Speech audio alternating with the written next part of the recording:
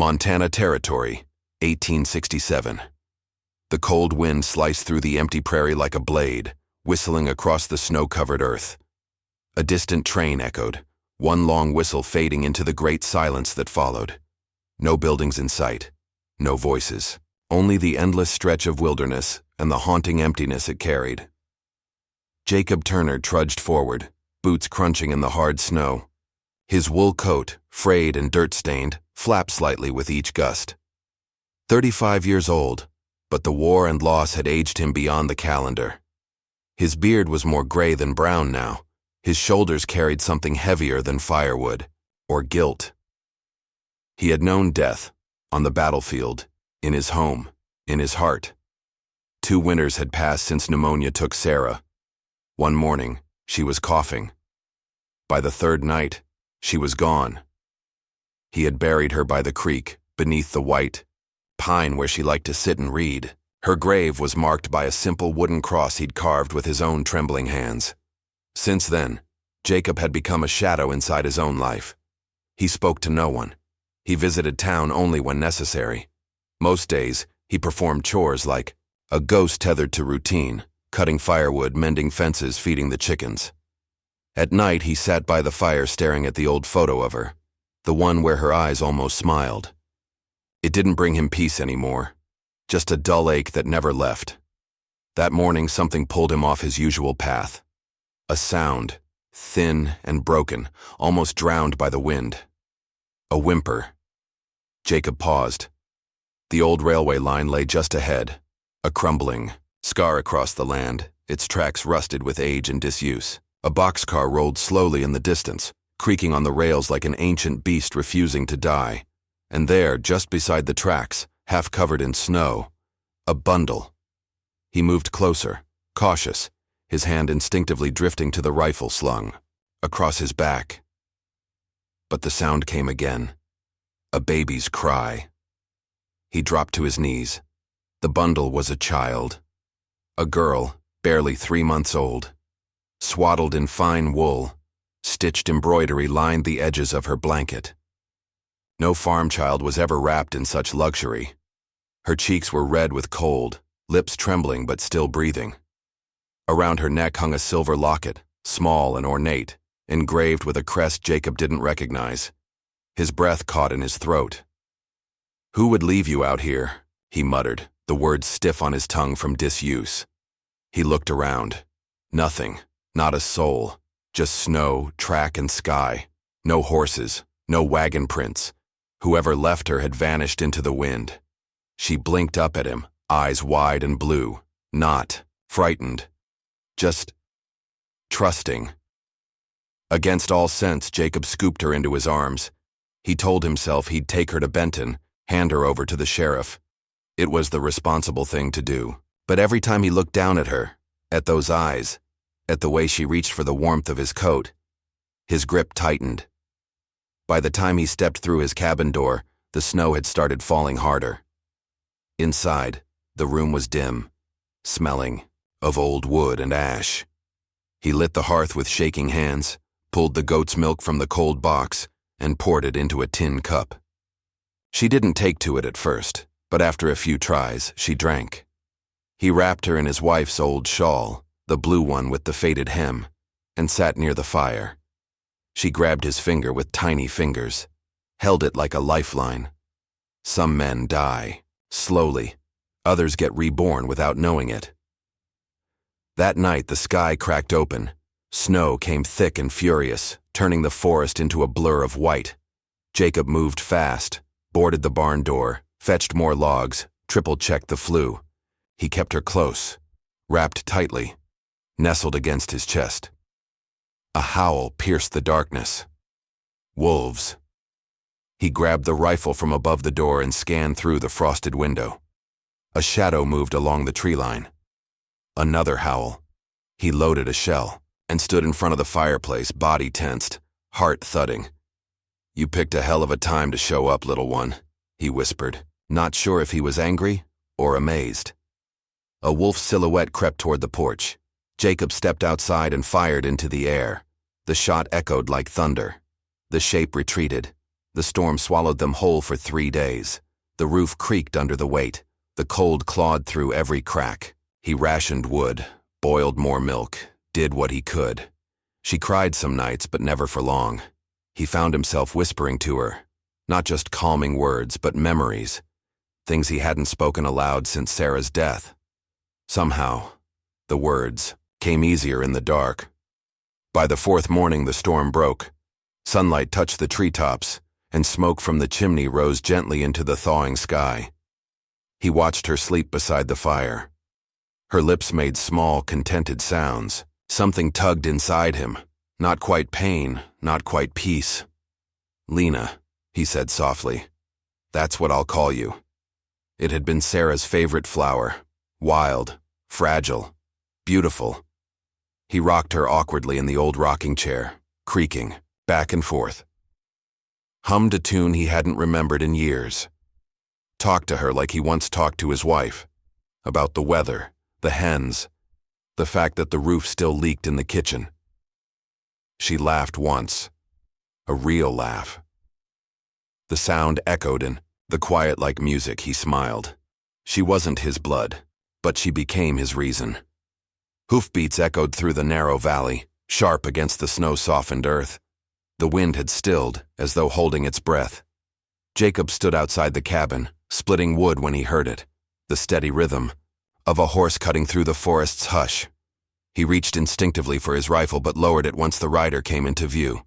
A man dismounted. Tall, weathered, government-issue boots. Cold eyes beneath the brim of a worn hat.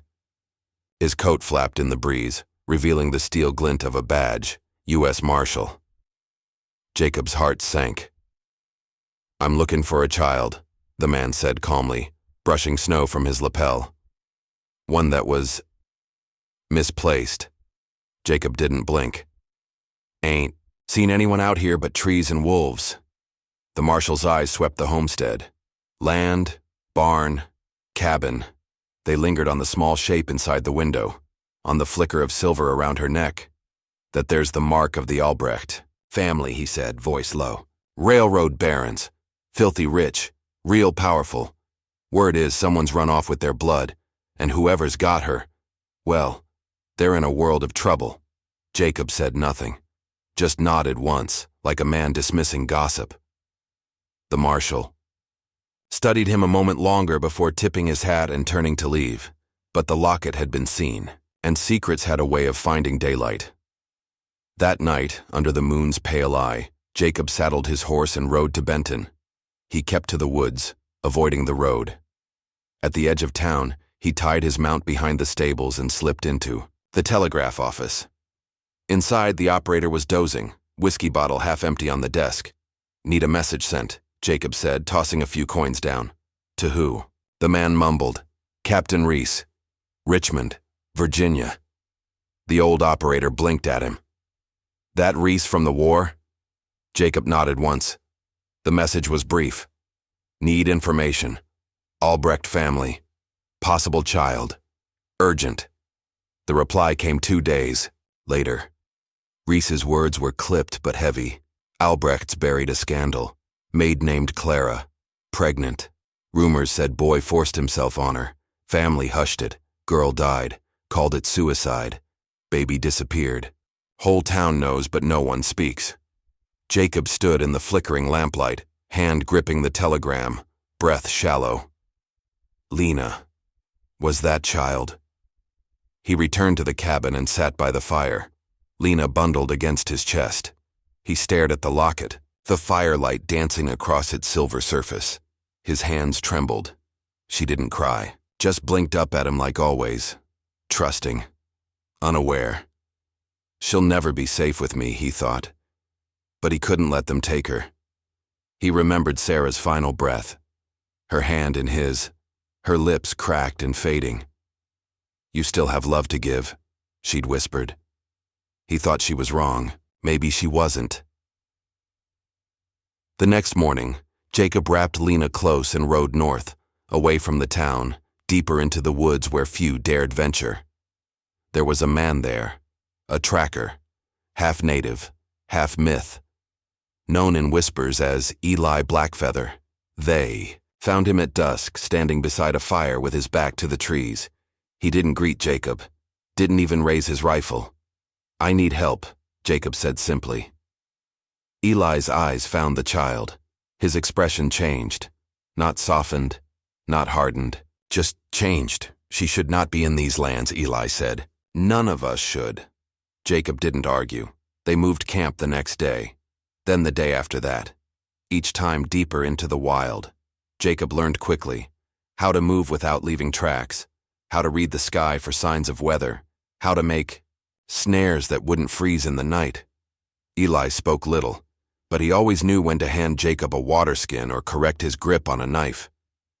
When Lena cried, Eli gathered herbs, boiled roots in a small tin, pressed warm poultices to her tiny chest until her breathing steadied. Jacob sat nearby, useless, grateful. He tried to say thank you, but Eli only nodded once. Under stars, around quiet fires, the two men shared long silences. Not awkward, just full. Jacob learned that Eli had once served as a scout during the war, that he'd lost his wife in a raid no one took responsibility for, that he'd buried more than one child. "We are not so different," Eli said once. Jacob had no answer, just nodded. When the fire cracked too loudly, Lena would startle. Eli always looked up first, protective, ready. Jacob noticed it and said, "Nothing." Some nights they laughed, not often, but when they did, it echoed through the trees like something sacred. They rarely touched, rarely spoke of the past, but in the quiet, something was forged. Two men from different worlds, united by one fragile soul. The wind screamed down from the mountains, carrying with it the stench of smoke. Black pillars rose into the pale morning sky. Jacob's cabin, his home, was nothing more than ash and ruin now. Back in Benton, Marshal Clayton spat into the dirt, eyes locked on the charred remains. "He lied to me," he growled. "Burn it. He won't lie again." With scouts in tow, Clayton rode north. He wasn't just following tracks. He was hunting. And the frontier doesn't forgive. It hunts. Snow fell in thick sheets as Jacob, Eli, and Lena moved through the wilderness.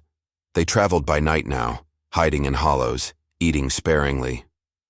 The locket was tucked deep in Jacob's coat, but it burned against his chest like a brand. Then came the crack of a rifle. Eli staggered, shot through the side. Jacob caught him as he fell. Lena clutched to his chest with the other arm. "Keep moving," Eli rasped. Gunfire echoed behind them. They ran. Jacob didn't think. He just moved, down through the frozen ravine, across the ice-rimmed river, water biting like knives. He held Lena high, shielding her. His boots slipped, but he didn't fall. Not this time. The three of them made it to a high ridge. There, tucked into the cliffside, was a half-collapsed trapper's cabin, abandoned for years. A final refuge. Inside, Jacob built fires, reinforced the door, checked Eli's wound. It was bad. Infection had already started to spread. "We hold them here," Eli said, his voice thin but steady. Jacob nodded. By dusk, they heard them. Marshal Clayton and 5 men, creeping through the trees. Jacob laid traps along the path. Hidden pits, tripwires, sharpened stakes.